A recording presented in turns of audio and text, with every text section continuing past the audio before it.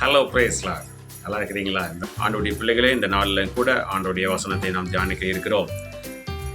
சங்கீதத்தில் 125 அதிகாரத்தில் 2 வசனம் சொல்லுகிறது, பர்வதங்கள் எருசலேமை சுற்றிலும் இருக்குமா போல் கர்த்தர் இது முதல் என்றென்றைக்கும் தம்முடைய ஜனத்தை சுற்றிலும் இருக்கிறார்.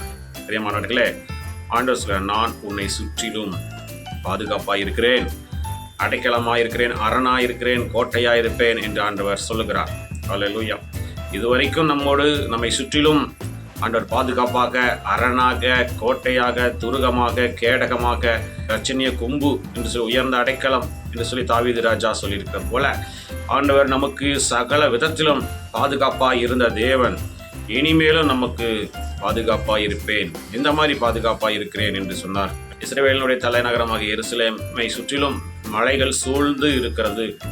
அதனாலே அவர்களுடைய எதிரிகள் அவர்களை எளிதில் வந்து அதை பிடிக்க முடியாத அளவுக்கு அது மலைகளால் சூழப்பட்டிருக்கிறது நிமித்தமாக அந்த எருசலேமை அதிகமாக சீக்கிரமாக எளிதில் பிடிக்க முடியாத அளவுக்கு அது பாதுகாப்பாக இருக்கிறது போல தம்முடைய ஜனங்களை சுற்றிலும் மதிலாயிருந்து பாதுகாப்பேன் என்று ஆண்டவர் சொல்லுகிறார். இந்த நாளிலே கூட இதை கேட்டுக்கொண்டிருக்கிற ஒவ்வொரு பிள்ளைகளையும், பார்த்து கொண்டு இருக்கிற ஒவ்வொரு பிள்ளைகளையும் பார்த்தான்னு சொல்ல, நான் உன்னோடு இருக்கிறேன், நான் உன்னை சுற்றிலும் இருக்கிறேன், நான் உனக்கு பாதுகாப்பாக இருக்கிறேன், என்னுடைய பாதுகாப்பை மீறி யாரும் உன்னை அணுக தொட விடமாட்டேன் என்று ஆண்டவர் சொல்லுகிறார். வேதத்தில் சொல்லப்பட்டிருக்கிறபடி உன்னை தொடுகிறவன் என் கண்ணின் மணியை தொடுகிறான் என்று சொல்லி ஆண்டவர் சொல்லியிருக்கிறார். ஆகவே உன்னை தொட்டாலே என்னை கண்ணை தொடுறதுக்கு சமமாக இருக்கிறது. ஆகவே எப்போதும் நீ என்னோடு இருக்கிறாய், என் கண் முன்னே நீ இருக்கிறாய், உன்னை உள்ளங்கைகளில் வரைந்து வைத்திருக்கிறேன் என்று சொல்லியிருக்கிறார். அல்லேலூயா. நான் உனக்கு சுற்றிலும் வேலியாக இருக்கிறேன், அக்கினி மதிலாக இருப்பேன் என்று சொல்லியிருக்கிறார். ஆகவே பயப்படாதீங்க, ஆண்டவர் உங்களை சுற்றிலும் என்னை சுற்றிலும் பாதுகாப்பாக இருக்கிறேன், அரணாக இருக்கிறேன், மலை போல சூழ்ந்து உன்னை பாதுகாப்பேன் என்று சொல்கிறார்.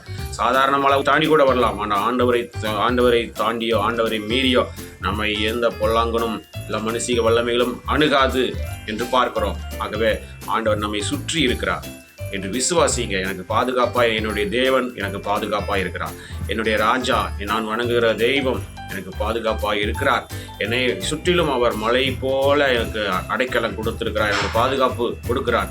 ஆகவே நான் பயப்பட மாட்டேன், எதை கண்டு பயப்பட மாட்டேன் என்று சொல்லுங்க. கர்த்தர் உங்களோடு இருந்து உங்களை பாதுகாக்கிறது மாத்திரமல்ல, உங்கள் எதிரிகள் கையிலிருந்து உங்களை தப்புவிக்க அவர் வல்லமையுள்ள தேவனாக இருக்கிறார். ஆகவே விசுவாசிப்போம், பிரார்த்தனை செய்வோம். எங்கள் அருமையான சுதான பரலோகத்தின் தந்தை, ஆசீர்வதிக்கப்பட்டதான் இந்த நாளில் கூட ஆண்டவரே, நீர் கொடுத்த நம்முடைய வார்த்தைக்காக நன்றி செலுத்துகிறோம். உங்களை சுற்றிலும் நான் மதிலாக இருந்து, பர்வதமாக இருந்து, அடைக்கலமாக இருந்து, கோட்டையாக இருந்து பாதுகாப்பேன் என்று சொல்லியிருக்கிறீங்களே, அதற்காக உங்களுக்கு நன்றி செலுத்துகிறோம் ஆண்டவரே. இந்த நாளில் ஒவ்வொரு பிள்ளைகளுடைய வாழ்க்கையில நீர் பாதுகாப்பாக இருப்பீராக, குடும்பத்தை சுற்றிலும் பாதுகாப்பாக இருங்க ஆண்டவரே. அவர்கள் ஒவ்வொரு பிள்ளைகளையும் சுற்றிலும் அக்னி முதற்கொண்டு தூதர்கள் வேலைப்பட்டு காவல் வைப்பீராக ராஜா.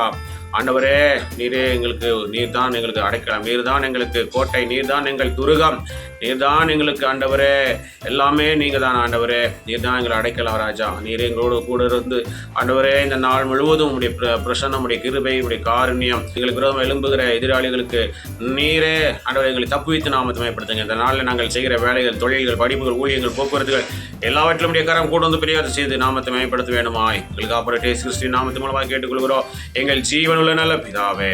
ஆமேன், ஆமேன்.